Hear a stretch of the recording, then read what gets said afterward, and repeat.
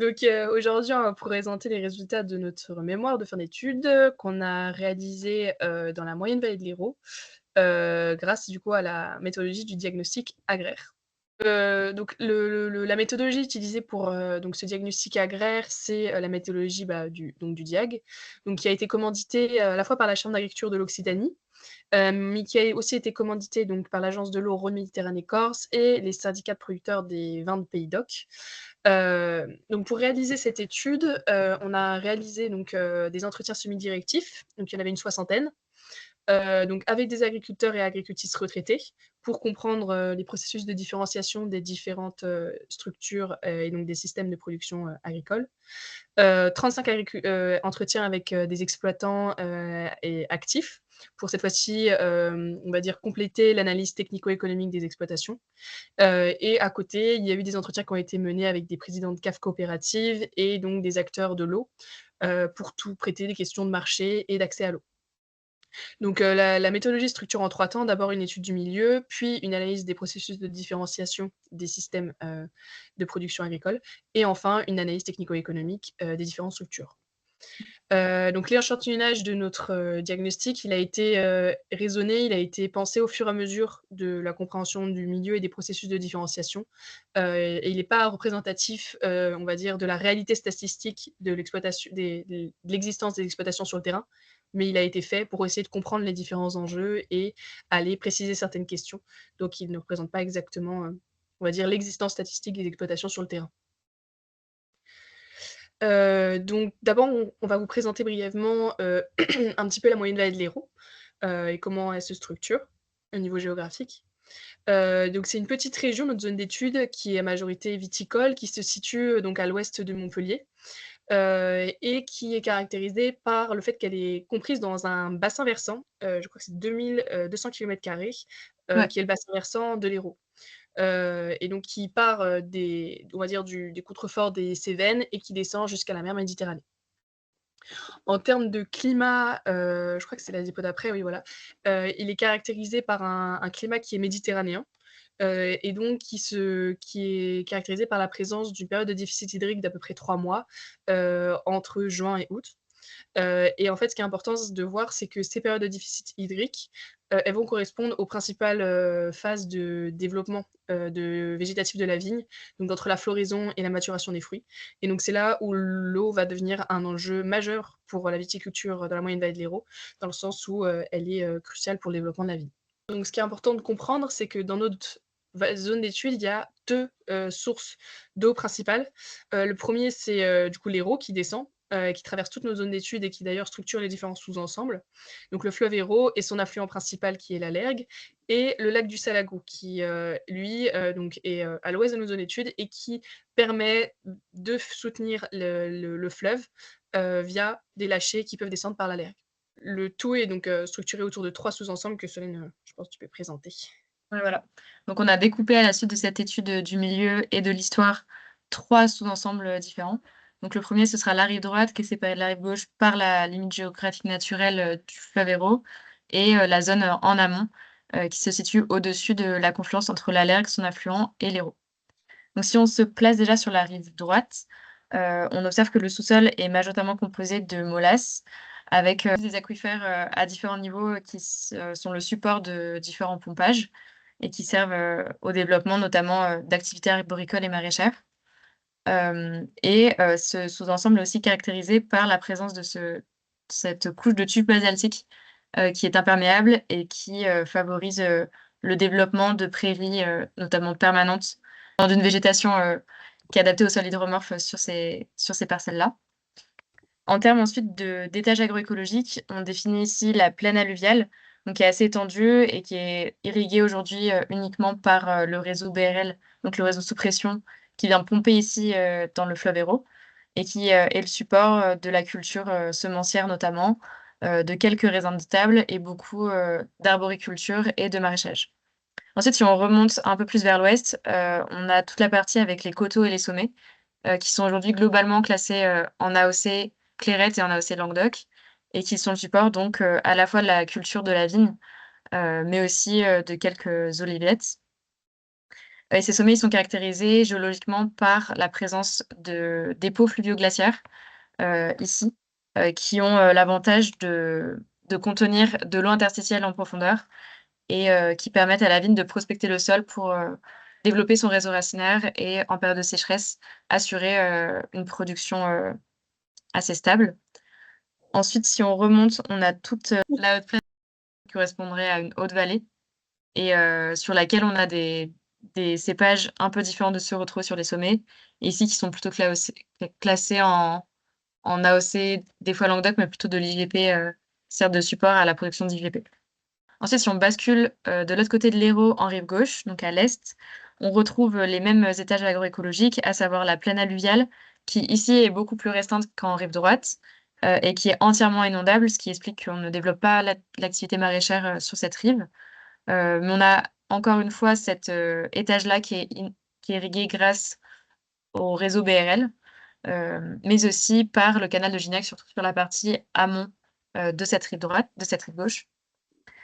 Ensuite, on retrouve encore, les vallons et les vallées qui peuvent être irrigués, notamment les bas coteaux, par le réseau, sous pression de BRL et qui servent, notamment à la vigne. Et on retrouve là aussi des sommets et des coteaux, mais qui sont de nature différente par rapport à la rive gauche. Ici, c'est plutôt, des couches indurées de grès au sein, de couches de marne, que l'on retrouve sur les sommets, et parfois il s'agit, comme ici là, de sommets, constitués de calcaire lumacélique, qui sont le support derrière du développement d'une végétation de garrigue. Et tout ce sous-ensemble-ci n'est pas du tout classé en AOC puisqu'on a des coteaux beaucoup plus riches qu'en rive droite. C'est une rive aussi qui est caractérisée par un grand nombre de surfaces irriguées et notamment par les extensions récentes du réseau BRL et du canal de Gignac. Et on a aussi un peu plus de cas particuliers qu'en rive droite à comparaison.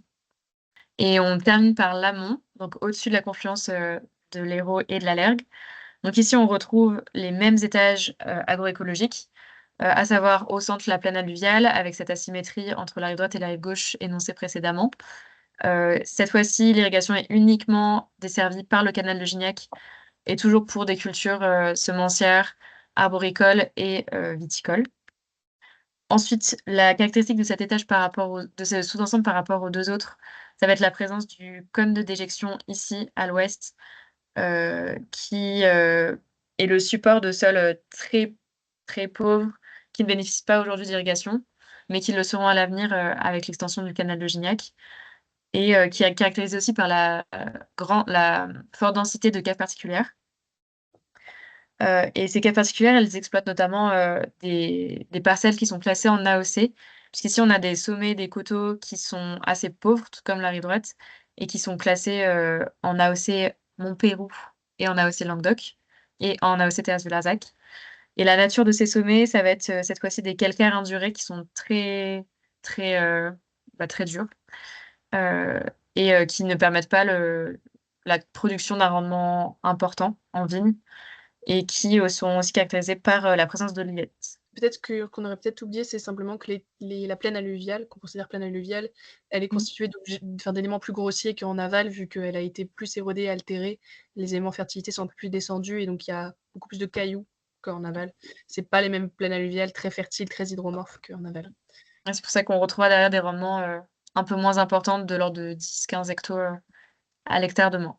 Et plus d'arboriculture, puisque le sol est très drainant, ouais. Ce milieu, ça a été le support donc de l'implantation, d'exploitations agricoles et d'une différenciation au cours de l'histoire, qui va être différente selon on va dire l'accès au milieu des exploitants, à leurs conditions, sociales aussi et financières.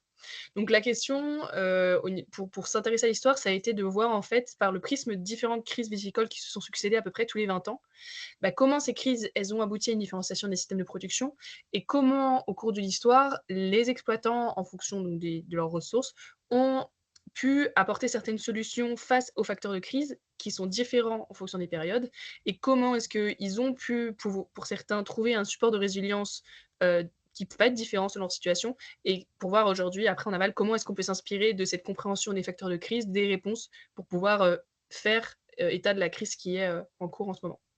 Mmh. Heu, donc dès les années 30, donc il y a une première crise qui apparaît qui, bon, est la suite de la crise du phylloxéra qu'on va pas détailler ici, mais qui était, dans les années, donc 1000, fin du 19e siècle, en gros. Mmh. Et donc il y a aussi la crise de 1907, mais on va commencer des années 30.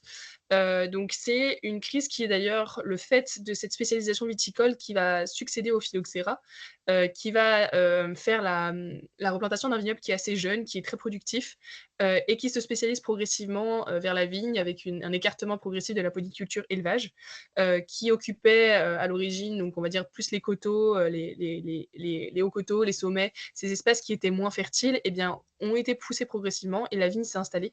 Sauf que cette spécialisation, elle pousse à une surproduction de vin qui est du vin de masse, de faible degré, et qui est une production pas différenciée, c'est-à-dire qu'on n'a pas encore de différentes qualités qui sont identifiées. Hem, En plus de ça, il y a la concurrence d'importation massive qui va se faire sentir, notamment algérienne, puisque suite au phylloxéra, le vignoble a été replanté, notamment en Algérie, mais aussi des concurrences italiennes et grecques qui vont venir faire que, bah, il va y avoir une crise, du marché viticole. Et Mmh. donc, cette fois-ci, on a identifié, différentes solutions, mais qui vont toujours passer par, la recherche d'une meilleure, du fait de faire plus de valeur ajoutée à l'hectare, s basée sur la vigne, mais ça peut aussi se baser sur d'autres systèmes de culture. Donc, en fonction des sous-ensembles, ça ne s'explique pas pareil. En amont, étant donné que les territoires sont un peu plus pauvres, les terroirs sont plus pauvres, c'est l'olivier qui va primer en termes de diversification sur les étages les moins productifs, chez à peu près tout type de coopérateurs.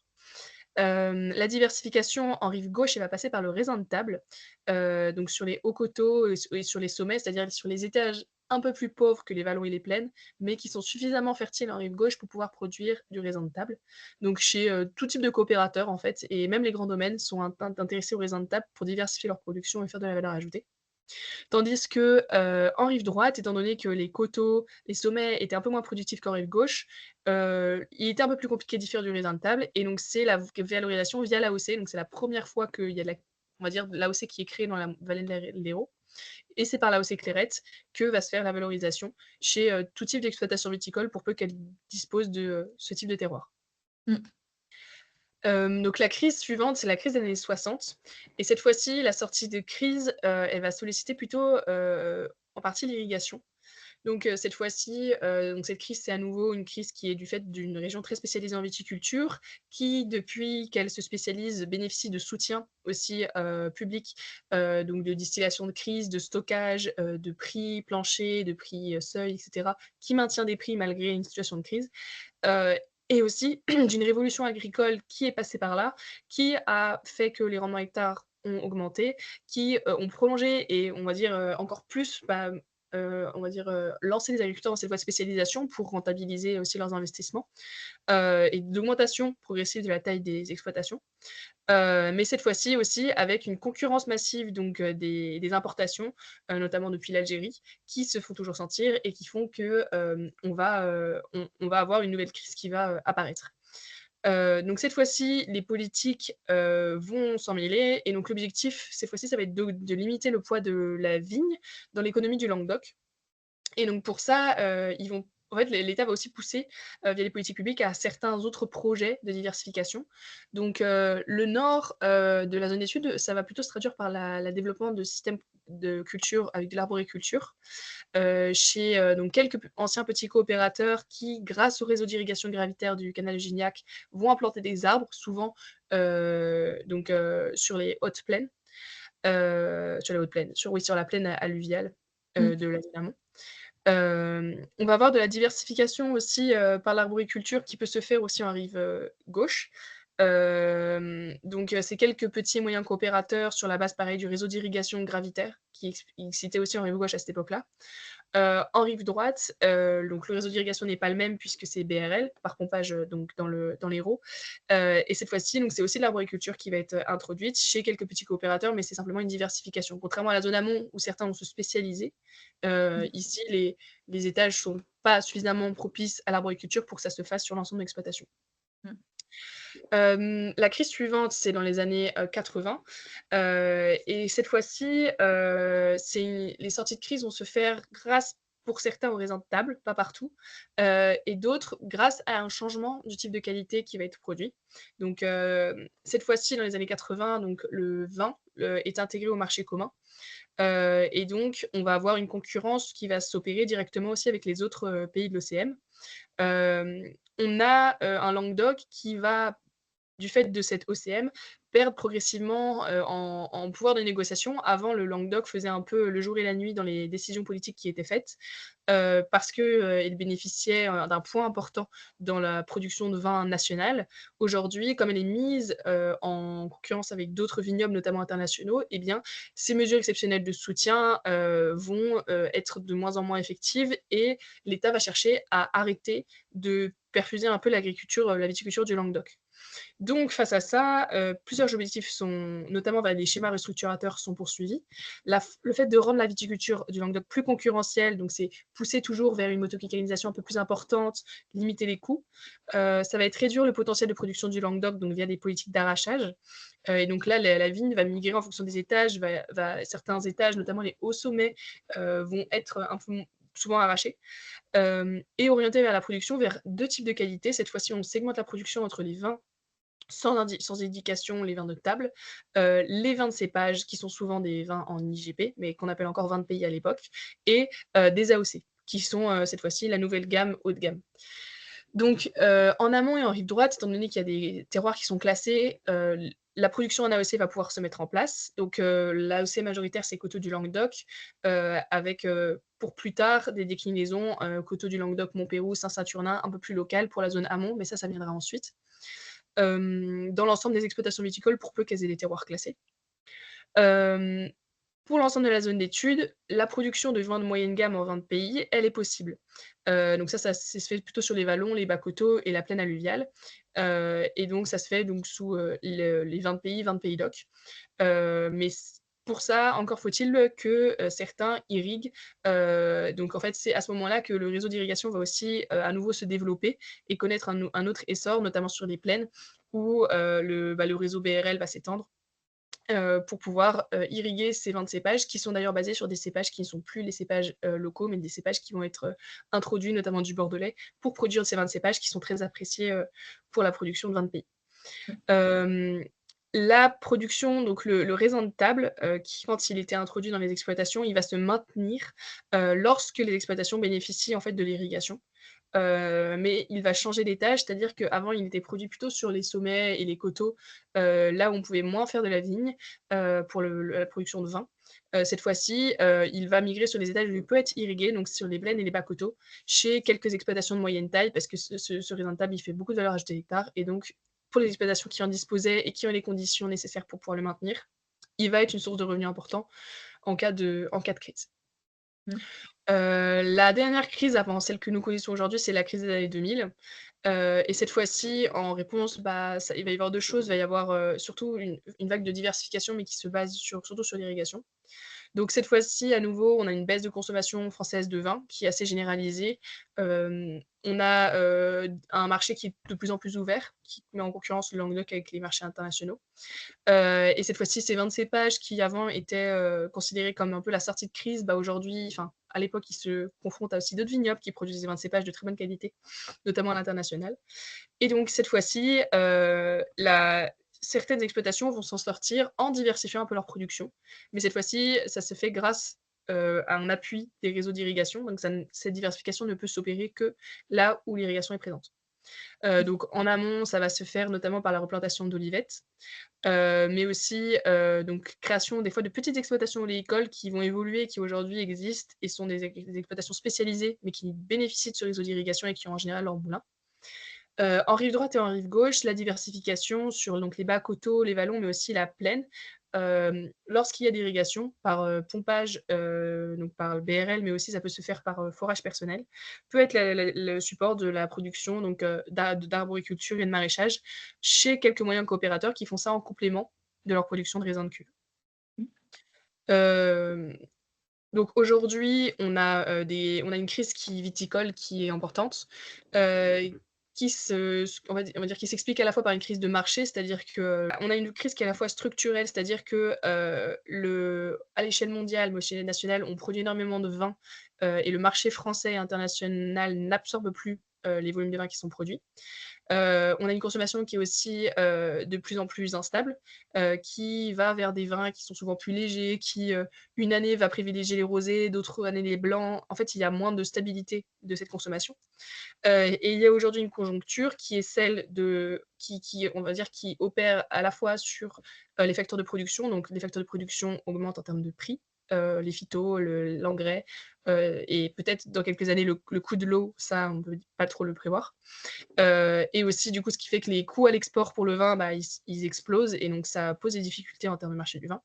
Mais, cette crise conjoncturelle, elle touche aussi donc la consommation, le marché de consommation, puisque, on a une crise du pouvoir d'achat et donc n'étant pas un bien de consommation, on va dire, essentiel, le vin va forcément en pâtir.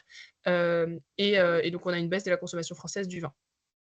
Maintenant à ces crises-là, il y a un nouveau défi qui était en marche depuis des années, mais qui aujourd'hui est réellement identifié comme un enjeu, c'est, bah, évidemment le facteur climatique et donc les effets du dérèglement climatique, notamment vis-à-vis de l'augmentation des températures et la raréfaction de la ressource en eau.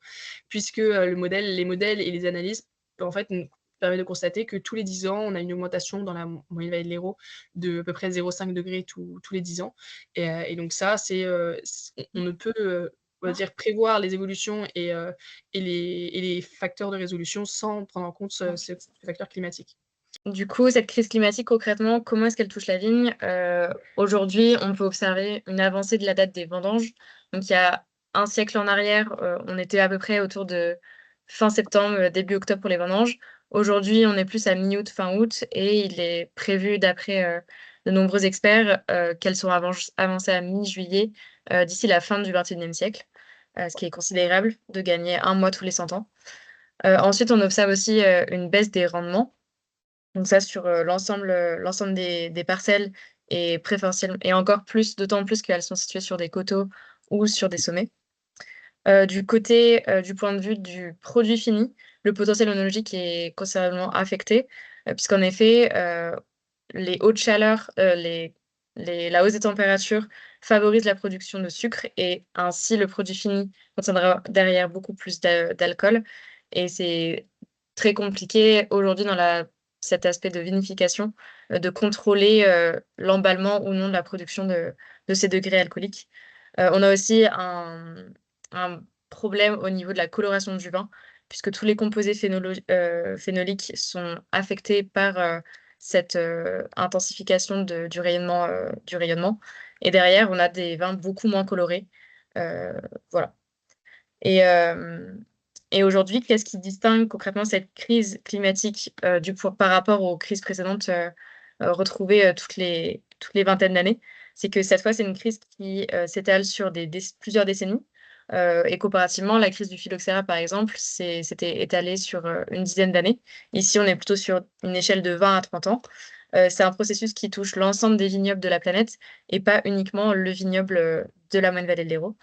Hem et aujourd'hui, réfléchir aux solutions pour pallier, aux conséquences de cette crise climatique, revient à imaginer des solutions à long terme, alors qu'avant on avait un seul facteur, de crise qu'on pouvait solutionner avec, quelques leviers. Donc aujourd'hui, comment est-ce qu'on peut tirer parti de l'adaptation aux différentes crises, du passé pour réfléchir et engager une réelle transition face, à la crise actuelle aux crises actuelles? Et concrètement, comment est-ce que les processus, enfin les réseaux d'irrigation aujourd'hui peuvent s'inscrire ou non dans cette, transition agroécologique? Et à quel point ils vont assurer, la durabilité des systèmes de production, existants? Donc aujourd'hui, on a distingué, selon les 3 sous-ensembles, évoqués précédemment, les indicateurs économiques de chacun des systèmes de culture identifiés.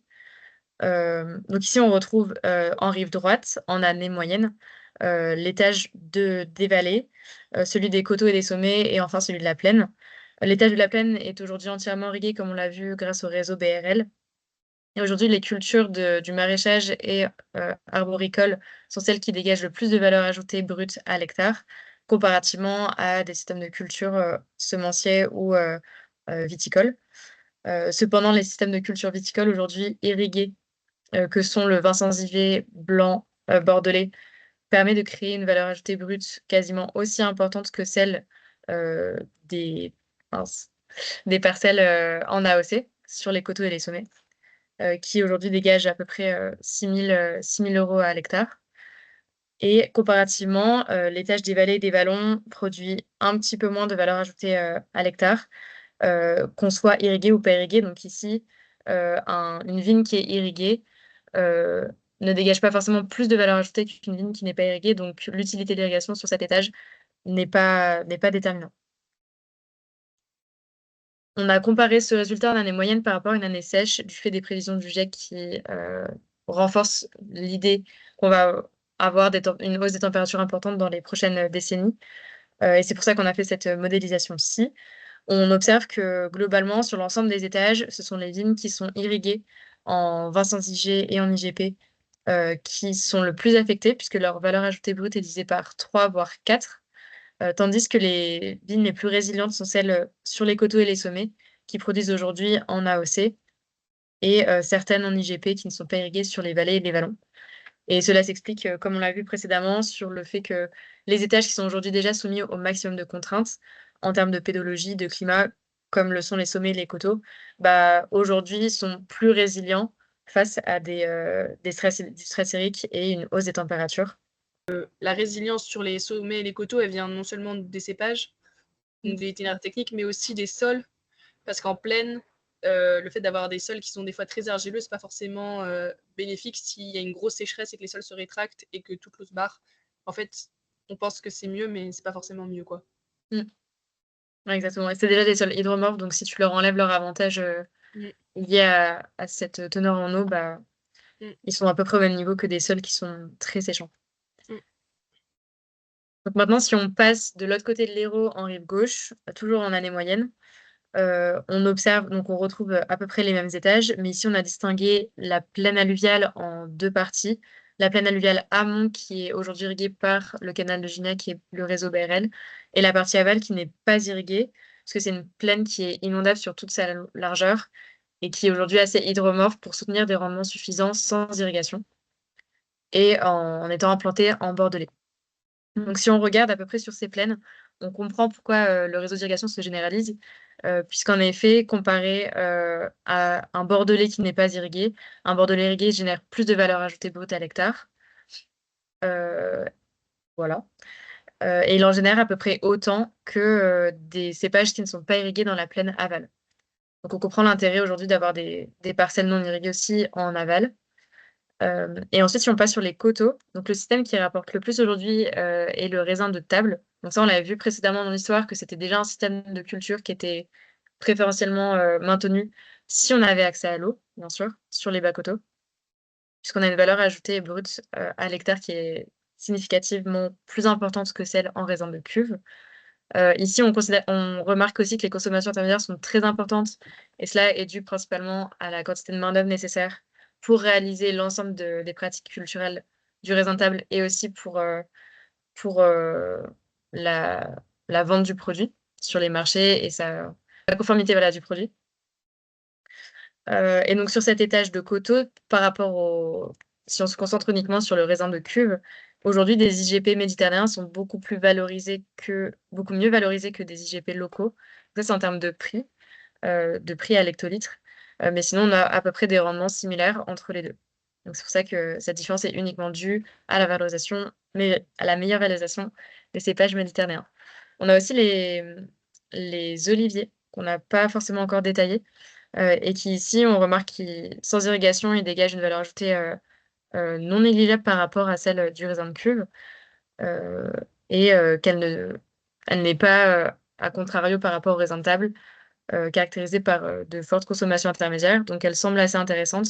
Après, il faut garder en tête que c'est un système de culture qui produit de manière très variable de façon d'année en année, et que si on a une période gélive au printemps, l'ensemble de la production ne permettrait pas d'atteindre ce niveau de création de richesse. Voilà. Et si Mhm. on compare à une année sèche, on retrouve à peu près les mêmes conclusions que précédemment en rive droite, où là, les cépages qui sont irrigués vont perdre entre 3 et 4 fois plus, 3 à 4 fois de valeur ajoutée brute par rapport à une année moyenne, et tandis que les cépages sur les coteaux méditerranéens et locaux vont perdre entre à peu près la moitié ou un tiers de leur richesse créée. Et ici, si on regarde le raisin de table, il se comporte à peu près comme un cépage irrigué sur la plaine, puisqu'il perd 3 à 4 fois sa valeur ajoutée brute. Dans la modélisation, c'est les rendements qu'on a fait évoluer, mais aussi la quantité d'eau disponible via les réseaux d'irrigation, vu qu'il y a des restrictions. On considère que peut-être qu'aujourd'hui, sur les nouveaux réseaux, ils sont construits et alimentés par le Salagou de sorte à ce que normalement, il ne devrait pas y avoir de modification de la quantité d'eau qu'ils pourraient utiliser. Mais étant donné qu'on veut aussi prendre en compte, nous, l'enjeu de la ressource en eau et du fait que aujourd'hui, il y a certains réseaux sur lesquels, notamment, je pense que c'est Gignac, où il y a des tours qui font qu'ils n'ont pas finalement 900 mètres cubes. Ça a été pris en compte dans les calculs. Et c'est ça qui fait aussi jouer la baisse de rendement. Exactement, oui. Parce que pour l'année moyenne, on avait considéré 900 mètres cubes hectares à peu près, voire 1200 mètres cubes hectares pour le raisin de table. Et à contrario, ici, on a tablé autour de 600 mètres cubes hectares dans le cas d'un arrêt préfectoral, et de même pour le raisin de table. Et enfin, en amont, donc le dernier sous-ensemble, en année moyenne, on a ici du coup deux étages agroécologiques, à savoir les hautes plaines et les coteaux, et celui de la plaine. Donc cette plaine-ci, comme l'a dit tout à l'heure Léon, elle est moins fertile que les plaines en aval, d'où des rendements un peu moins importants, et une valeur ajoutée brute ainsi moins importante qu'on a pu l'observer en aval sur des cépages valorisés au même prix à l'hecto. Ici, c'est surtout l'arboriculture qui dégage le plus de valeur ajoutée brute, mais qui là aussi est un système de culture qui nécessite plus de 1000 mètres cubes à l'hectare. Donc, on observera par la suite son problème face à la résilience en cas de raréfaction de la ressource en eau. Et à comparer, comparativement sur les coteaux et les hautes plaines, ici, on a globalement que des vignes classées en AOC, AOC Terrasse et Languedoc, et qui aujourd'hui dégagent une valeur ajoutée moindre par rapport aux AOC sur les coteaux en rive droite. Bien que l'hecto en AOC Terrasse soit mieux valorisé par exemple que de l'AOC Clairette. Et cela s'explique par le fait ici que les rendements sont moindres sur ces coteaux qui sont beaucoup plus pauvres que des coteaux en rive droite ou en rive gauche. Et c'est principalement ici, comme on l'observe, le système en oléiculture irriguée qui dégage le plus de richesse à l'hectare, et notamment aussi parce qu'on a plus de consommation intermédiaire, parce on met plus d'intrants, donc plus de matière organique, plus de fertilisants minéraux, qui permettent aussi de stabiliser un petit peu la production d'olives. Ah oui, il y avait aussi une différence par rapport au bio. Donc ici, on l'observe pas vraiment parce qu'on a pris les prix du bio sur les 5 dernières années. Mais si on observait sur une plus longue période de temps, on observerait une différence notable entre un AOC bio par rapport à un AOC non bio. Mais aujourd'hui, du fait de la dégringolade des prix du bio, on a à peu près une valeur ajoutée brute qui est similaire entre un cépage mené en conventionnel par rapport à un cépage mené en agriculture biologique. Mm. Et donc là, c'était l'année moyenne. Et en année sèche, donc même constat, les cultures irriguées en pleine, diminution de la richesse créée par 3 ou par 4. Pareil, les oliviers diminuent ont une perte importante, même si on peut apporter de l'eau en période cruciale, c'est-à-dire en période estivale. Et les AOC qui se maintiennent, qui sont beaucoup plus résilientes et qui perdent que la moitié de leur valeur ajoutée brute à l'hectare. Voilà. Top.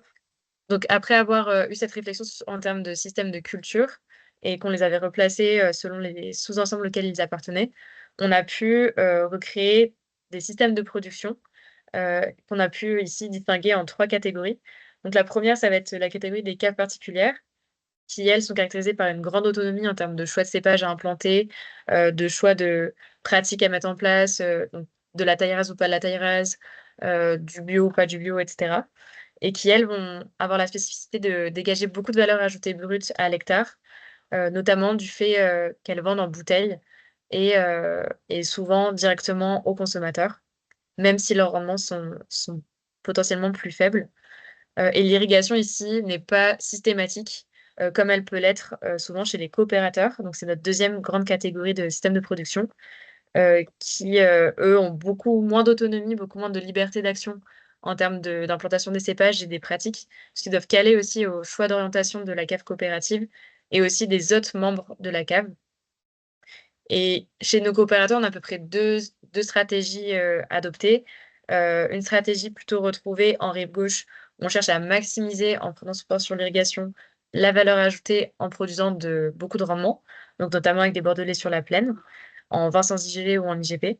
Et à contrario, on retrouve plutôt des systèmes de production, enfin des exploitations en rive droite et en amont, qui sont basées sur de l'AOC, et qui vont, quant à elles, produire moins en termes de rendement, mais qui vont essayer de trouver cette valorisation à l'hectare, avec cette reconnaissance de qualité assurée par l'AOC et le bio.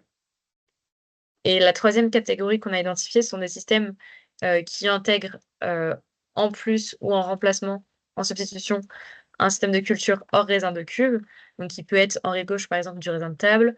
En amont, ça peut être, des olives, en rive droite, plutôt de l'arboriculture et du maraîchage, et qui peuvent comme ça se diversifier, notamment grâce à l'irrigation, qui est implantée historiquement, sur ces étages-là. Et voilà. Donc concrètement, quels sont les résultats en termes de performance économique de ces systèmes de production? Donc ici, on a représenté, en bleu, donc notre valeur ajoutée nette, et les motifs correspondent à chacun un sous-ensemble.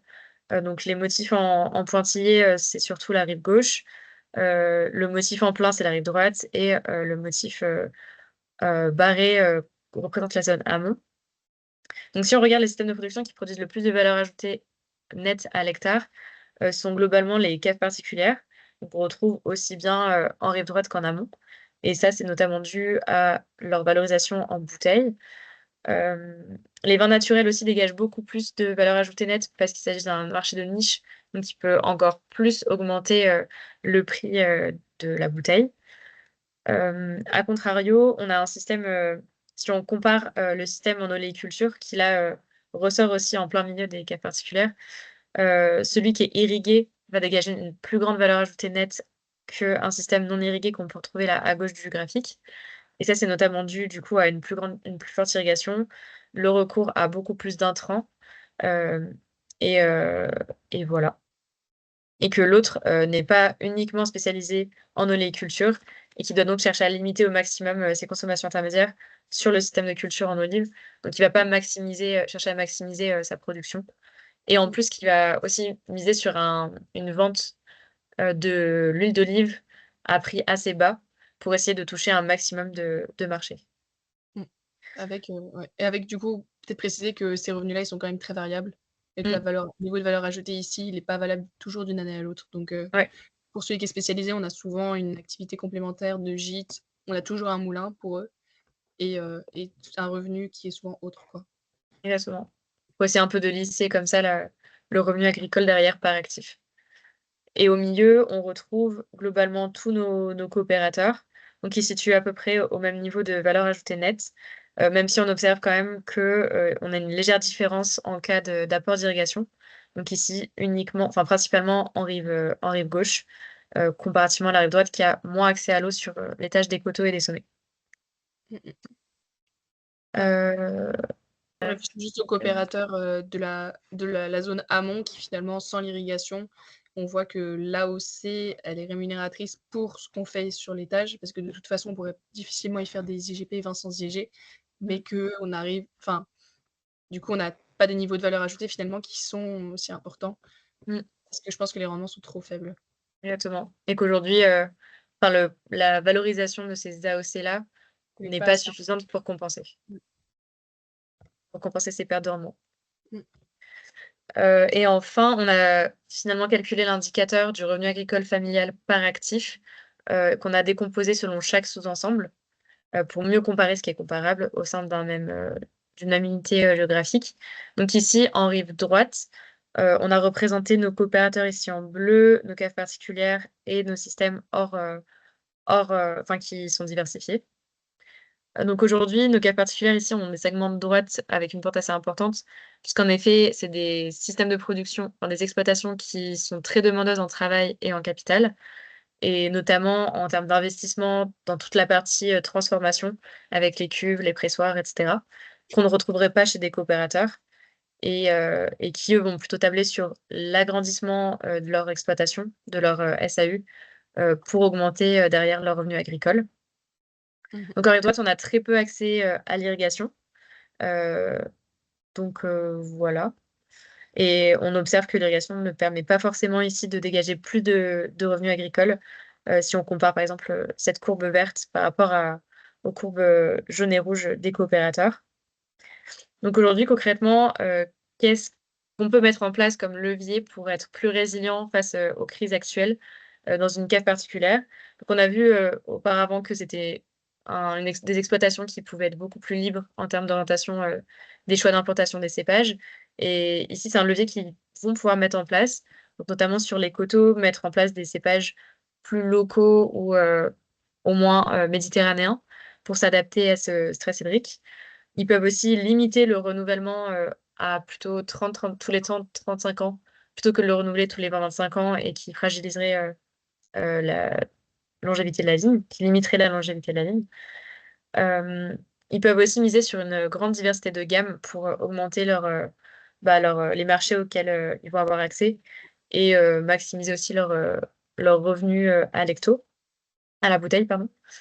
Et un autre levier qu'ils peuvent mettre en place, ça va être la vente en contractuel directement avec les négociants, puisqu'aujourd'hui, il y a beaucoup de cas particuliers qui ne contractualisent pas directement avec les négociants, ce qui fait ils peuvent être payés, mais les stocks ne sont pas forcément récupérés par le négociant, et ce qui pose derrière des problèmes en termes de stockage et de vinification pour la cuvée de l'année d'après. Chez les coopérateurs, donc ils sont beaucoup plus limités, on l'a vu, du fait de l'orientation de la cave coopérative auquel ils appartiennent. Heu, donc l'encépagement, est plus compliqué à modifier qu'en cave particulière. Après, ils peuvent jouer sur le renouvellement de leurs vignes parce qu'ils ont eux aussi accès à des étages en AOC, classés en AOC, et ils peuvent jouer aussi sur la diversification, hors du raisin de cuve, comme on peut le voir ici symbolisé par le système avec, de l'arboriculture et du maraîchage qui dégagent une plus haute valeur ajoutée, brute à l'hectare, mais qui suppose l'accès à un réseau d'irrigation. Donc ici, ce serait soit un forage individuel, soit l'accès au réseau BRL, et qui n'est pas toujours le cas de tous les coopérateurs, notamment les plus petits, qui sont assez concentrés sur un seul ou quelques étages agroécologiques très limitrophes. Et souvent, du coup, on dit un plus grosse valeur ajoutée à l'hectare, mais on se pose la question du coup de pourquoi la courbe elle est en dessous par rapport à un coopérateur. Mais c'est comme c'est les revenus agricoles, c'est que souvent ça nécessite plus de main-d'œuvre, et donc souvent il y a deux actifs au lieu d'un, ce qui explique le fait que la courbe soit plus bas. Ensuite, si on passe en rive gauche, donc on retrouve nos trois mêmes catégories, qui ici sont un peu plus génératrices de revenus par rapport à la rive droite, et c'est notamment dû pour les coopérateurs à la présence d'irrigation. Comme on peut le voir ici en comparant un coopérateur qui n'est pas irrigué dans la plaine aval par rapport à un coopérateur dans la plaine amont. Donc ici, on retrouve à peu près les mêmes leviers qu'on peut appliquer chez un coopérateur chez un coopérateur de la rive gauche par rapport à un coopérateur de la rive droite, à condition qu'ici, ils ne peuvent pas miser sur cette hiérarchisation en termes de qualité, puisqu'ils ne disposent pas de terroirs classés en AOC, mais ils peuvent uniquement produire en IGP ou en vin sans indication. Et par contre, ils peuvent se diversifier avec une culture hors raisin de cuve. Donc globalement, ici, on l'a représenté avec un système de production avec du raisin de table, mais qui là aussi nécessite l'accès à l'irrigation, notamment sur les bas coteaux, Mm. et Mais du qui coup, nécessite du pardon. coup beaucoup de main-d'œuvre. Pour ce qui était c'était la production, ils ont moins de latitude de choix, mais du coup, ça veut dire que s'ils peuvent produire qu'en IGP, peut-être que ça nécessite au niveau marché cette fois-ci de faire des IGP sur des cépages qui ne seraient pas uniquement les Bordelais, et peut-être Mm. que le Languedoc a un travail à faire sur la valorisation de vins de cépages, d'autres types de cépages plus adaptés aussi à leur terroir, quoi. Ouais, comme pourraient le faire du coup des caves coopératives qui, elles, peuvent enclencher cette démarche beaucoup plus rapidement en mettant en place des cépages plus atypiques. Donc, on avait le cas, par exemple, de cépages du vignoble alsacien ou d'autres cépages qui viendraient d'Italie. Mmh. et qui permet derrière de produire une autre cuvée, donc une autre gamme. Et donc, les clients ont encore plus de choix derrière en termes de consommation. Voilà. Et enfin, si on bascule sur le sous-ensemble amont, où ici on a uniquement des coopérateurs en bio et des systèmes hors viticulture, à savoir les systèmes en oléiculture ou un système mixte oléiculture, raisin de cuve, raisin de table. On a ici un revenu agricole familial moindre par rapport aux deux sous-ensembles avant chez les coopérateurs. Donc notamment du fait du prix du bio qui n'est pas assez important et le prix des AOC qui ne soutient pas la perte de rendement qu'on peut avoir par rapport à d'autres sous-ensembles. Euh, donc ici, on a des coopérateurs qui peuvent encore jouer sur un renouvellement moindre de leur vignoble.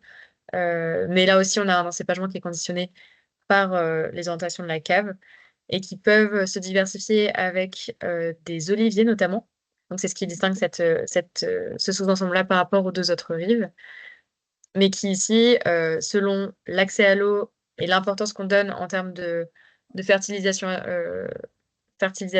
azotée et fertilisation organique, ne va pas donner des résultats similaires en termes de revenus agricoles. Parce qu'ici, un système ici irrigué en oléiculture et qui fait aussi du raisin de cuve s'en sort encore moins bien qu'un coopérateur, et notamment dû à cette, euh, à cette recherche de limiter au maximum les intrants et de tabler sur un prix assez faible. Voilà. Donc à chaque fois, c'est des systèmes ici en oléiculture qui, pour certains, comme on peut le voir ici avec le segment bleu, dégagent un revenu agricole par actif important. Mais il faut toujours garder en tête que ce n'est pas représentatif de ce qui se déroule chaque année et que ici, c'est en cas d'année moyenne, donc où il y a quand même de la production d'olives. Et en conclusion, après avoir étudié l'ensemble des crises qui se sont succédées au cours de l'histoire et l'impact qu'elles ont eu à la fois sur la- l'utilisation des étages agroécologiques par les exploitants et les solutions mises en place à la suite de chaque crise, on peut aujourd'hui essayer d'envisager une transformation de la filière viticole, aussi bien en aval chez les producteurs que en amont chez les producteurs qu'en aval chez les caves coopératives et les négociants. Et, et aujourd'hui, en fait, réfléchir cette transition des systèmes de production et de la filière est hyper important parce que le vignoble qu'on va implanter en 2024 va être toujours présent en 2050. Donc, les pratiques qu'on va mettre en place aujourd'hui doivent considérer les évolutions à venir en termes de changement climatique, en termes enfin, du coup, de hausse des températures, de stress hydrique, et doivent aussi prévoir ces variations de marché très importantes et qui ont été caractéristiques des décennies précédentes. Et, euh, et donc voilà, réfléchir sur les modulations apportées à cette culture pérenne doit permettre derrière de nous engager dans l'ensemble de la filière agricole de la moyenne vallée de l'Hérault dans cette transition agroécologique. Et donc toucher pas que la vigne, mais aussi elle pourrait toucher je sais pas, l'arboriculture, le maraîchage et des systèmes céréaliers classiques. Peut-être dans la conclusion que le choix de la méthodologie, il est très important aujourd'hui pour les conclusions qui sont tirées et notamment la finesse d'analyse est importante, c'est-à-dire qu'on est descendu vraiment à l'échelle de l'étage, des pratiques et des cépages, et que ce choix d'analyse-là, ce choix de méthodologique-là, il est important pour la compréhension des conclusions qui sont apportées et aussi la compréhension du milieu, que si on pour ce genre de travail, si on ne va pas dans un niveau suffisant de compréhension fine à l'échelle de qu'est-ce qu'on met sur quel étage et dans quelles conditions, et bien, notamment vis-à-vis de la ressource en eau et de est-ce que l'eau est intéressante ou pas et est-ce qu'il est, on va dire, viable et économiquement intéressant de le faire. Si on ne descend pas à l'échelle de l'étage agroécologique, les conclusions qui peuvent être tirées peuvent être erronées en fait et que c'est important d'aller pousser l'analyse jusqu'à en fait l'étage agroécologique au sein de chaque unité d'exploitation et pas s'arrêter à les plaines En viticoles général. et transposées à ce qu'on retrouve sur les coteaux parce que c'est pas forcément vrai, quoi. Mm. Ouais, trop généralisé nous conduirait un peu dans le mur et serait très peu représentatif de ce qu'on retrouve dans la réalité des faits, quoi. Voilà. Merci à vous!